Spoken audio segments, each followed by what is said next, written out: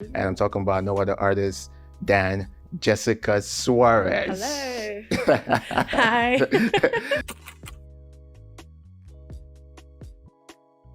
First off, the name Soares. I mean, what's the origin behind the name? Okay, so Soares, it's from way back from slave trade, right? So according to my dad or my grandma, there were people that were picked up from here and sold out to slavery. So when they abolished slavery and then they came back, and I mean they married and then they had like children, so just came back here to settle. So there's a place in Lagos Island called Brazilian headquarters. So like everybody that has like all those foreign names, they always gather together. And yeah, so that's where it's from. But I'm from Lagos. Funny, I never even knew about the whole I know, Brazilian and I'm Yoruba island as stuff. well. So when I tell myself my name is Jessica, so I'm like, why? You always gonna? I'm like, yeah. I used to think it had That's the some Spanish or I know Brazilian. that's like the catch to it. I mean, I feel like it was destined to be. So it had to go with the works, right? That's So great. That's and great. then my middle name is Jessica. So I mean, I So had that's to. like Jessica Soares. No, it's Jessica Soares. So my real name is Tokwe Jessica Soares. Oh. So I mean, if I did Tokwe, it would, I'm like, oh, she's Nigerian, mean, but I've I known needed you for a something while. I needed something to make people ask questions as well. Yeah. I just didn't want it to be Tokwe Soares. I've been painting since I was a kid, but professionally, probably like 5-6 years ago. Yeah. And I've mostly been drawn to talking about things relating to women because, I mean, I'm a woman, so I didn't think anything else would have been appropriate for me as an artist. So yeah, my work is centered around my experiences as an artist, and I feel like I had this, I have whatever I have as a gift to be able to share to the world and be able to use my art to speak about things relating to me and relating to people around that they can actually adapt with and then, connect with. I feel I'm getting to know the art community because I feel I've always felt like a loner because I'm self-taught, but gradually with you guys, I'm trying more now to be open and be out there as an artist and just be in a community and feel like one with the arts as well. And yeah, but you just mentioned about you being a loner and something, and I kind of like I know your work, at least the recent body of work you've made so far, is centered around alopecia. Oh yeah, so alopecia is very personal to me. Yeah. Because it's something I'm dealing with, and it was more of an inherited condition. I inherited it from my mom. She inherited it from her mom as well. But for the longest, they didn't know what it was. It was just centered around me it was bad chemicals. Your hair was too tight. You don't let your hair rest. So my mom didn't kind of get the sense of what it was, but she had a way. Growing up, she had a way. Her mom used to wear scarves, so she had a way to mask it by wearing eccentric wigs. At the time, that wigs were not acceptable. I mean, for you to wear wigs at the time, you had to be from like some certain social class. So, but that's the only way she could live. And that's the only way she could accept what's going on with her. But for the very longest time, she didn't know. I didn't know as well. Growing up as a child, I thought my hair was too tight. So the best I did, didn't do it well. And when I started my scalp starts to scratch me a lot, I just felt, oh, this woman's hand was dirty. I'm not going to go there again. So I always had to. So I always just associate that with something. I have to be chemical or somebody made the hair too tight. So I always have to change. I just as like every time. But fast forward to not until recently, COVID, we were all locked down and we're home. And then I woke up one morning and I saw like a big patch of my hair was gone. And I'm like, nobody touched my hair. So what's this? And it's not something that is widely spoken about, like the sufferers. So it has to reach your self-esteem. So people don't really come out to speak about it because it's something they're still dealing with. So it takes a lot of courage to openly share and like expose your hair. I know, I can remember I was somewhere and I was telling somebody, oh, this is what I have. And the person was telling me a story of, I know it was a personal story. She knew somebody that had really bad hair. And her husband didn't know who she was for he hadn't seen her natural hair all the whole time they were dating. She was had scars. From scars was the salon. And then one time he saw it and he couldn't believe it. And then for him, he saw her as this perfect person. And then that one default flaw made him feel like, oh, you lied to me. And she's like, I'm still the same person. But to him, hair was important to him. So it's something like people hide away from. So I started researching and I found out, oh, it actually has a name. And then that's how I knew what it was. I started to research. There was not so much online. And until this day, people are not still aware. I have to always keep explaining. And then people that speak about it are really it's a bit somewhat shy. But I mean, from 2020 till now, there's people are now starting to, and then with the Chris Tucker joke, and then was it Chris Tucker? Well, no, it wasn't Chris Tucker. With that Jada Pinkett joke, I mean, it made people more aware. Because was it like last year or something? Was it last year or so? Or 2 years? I think it was last year. I think it was last year or something. So it made people more aware. Like, so people were like, "Oh, what's that? It's just hair. Why is he?" Well, it's not just hair to people. Hair is something very important to most women. So you can't just say just hair. So why would her husband be so? I mean, it's something that in secret they really go through. It's the process that I don't think anybody can come to terms with yet, except they're really ready to accept. So that kind of as well shone like light on it. People were really willing to search and say, oh, what's this about? I mean, I thought your hair falls up, no big deal. But to women, it's actually a big deal. Because it centers around everything that you are as a woman, right? So so that's why I said like that's one thing I need to speak about more with my art and just elaborate more in it. For my solo exhibition coming up, it's titled When the Glory Is Gone. That's to tell you. I mean, that's a really deep title. I'm sorry to cut you, but that's a really, I love it. I mean, with or without my hair, I'm still human, right? I'm human before you even classify me as a gender, right? So hair shouldn't define who I am. With or without the hair, I'm still a person. So that wants to be seen by the world. Yes, but regardless, does that kind of like make me feel less of a person? No. So with or without hair, I'll still shine through. I'll still be me. I'll still be powerful. I'll still be fearless, and I'll still be glorious to whatever I do.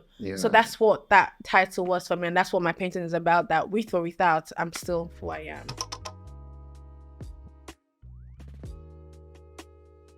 I mean, we always have to find our place as women, right? So it's always, women have to always fight.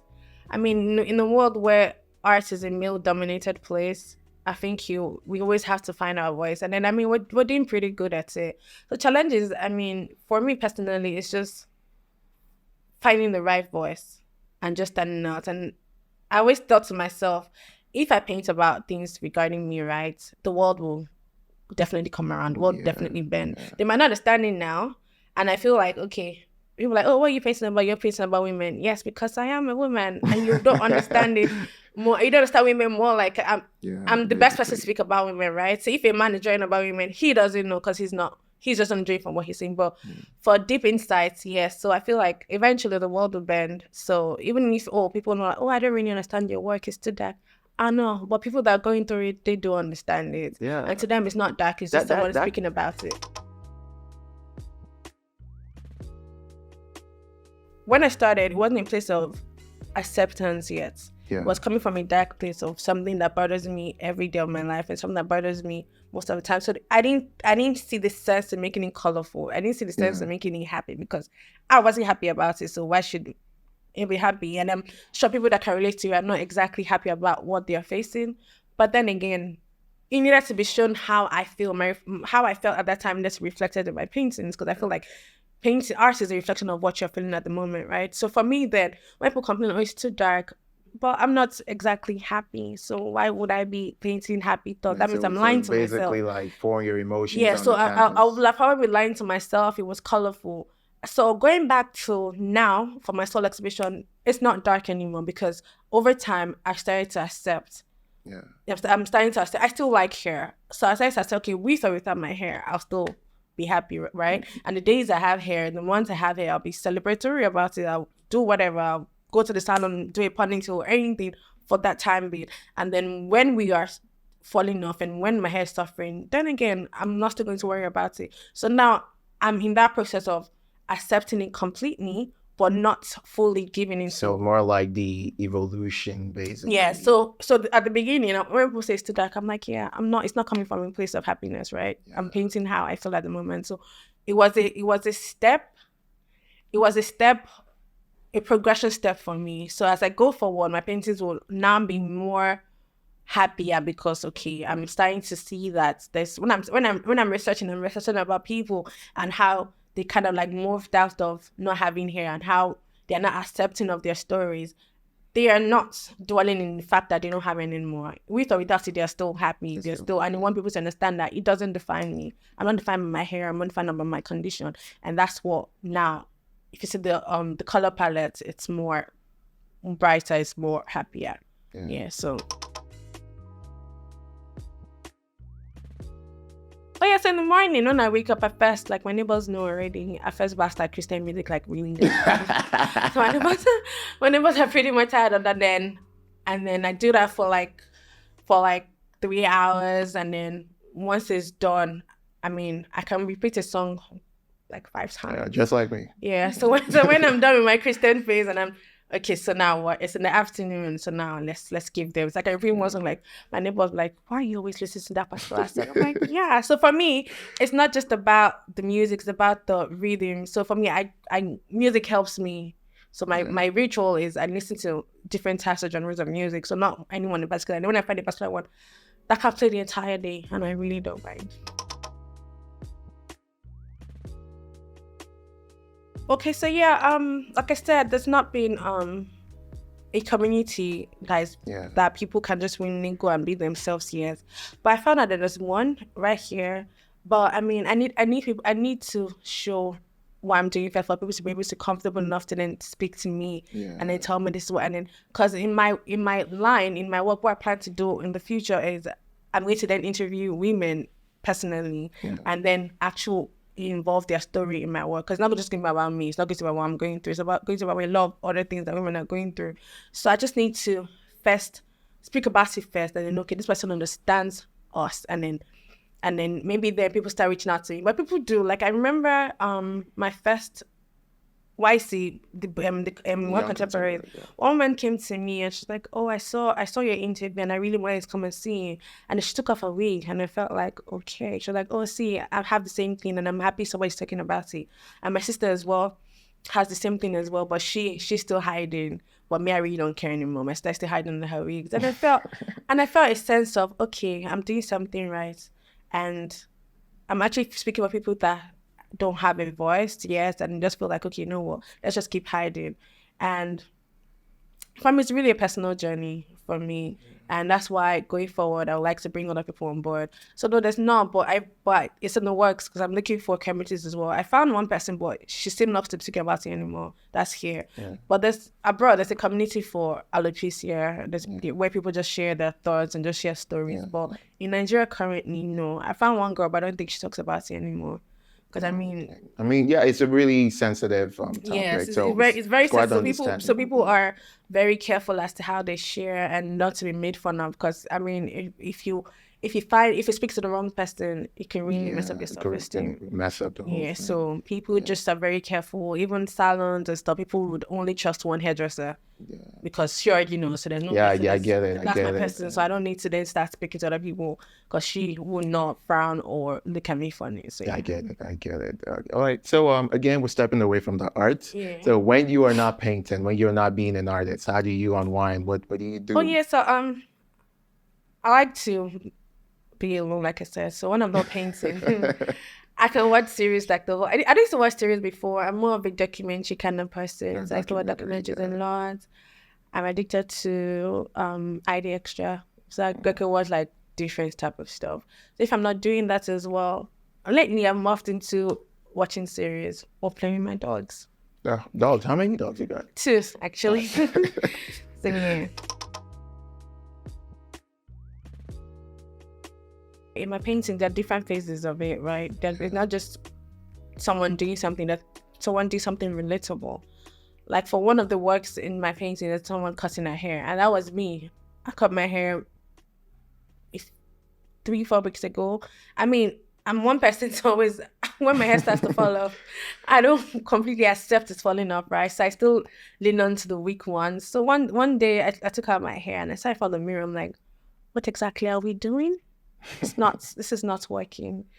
And I mean, it was a big decision. I'm like, but we can still hold on to it. There's still something to weave. I'm like, nah, there's nothing to. We just let it go, because the more I weave it, the more I take it out, the more it gets more damaged, right? So I'm like, okay, you know what, let's just let it go. And then I just type off the mirror and then let's chop my hair off.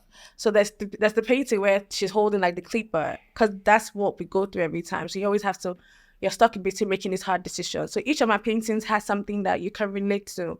And it's not just about hair, it's about anything in your life that you don't feel comfortable about. You just feel like, you know what, I need to be heard one way or the other. And that's why going forward, I'm not just going to paint about hair. I'm going to paint about, in general, things affecting me. When there's so many things that that's swept on the carpet that people don't speak about.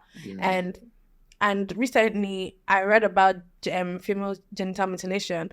People only know about circumcision. There are other things under circumcision that are not widely spoken about, right? Exactly. So for me, I want to use my art to speak about things in general. So, and things that everybody can relate to one or other, and they feel like nobody's speaking about.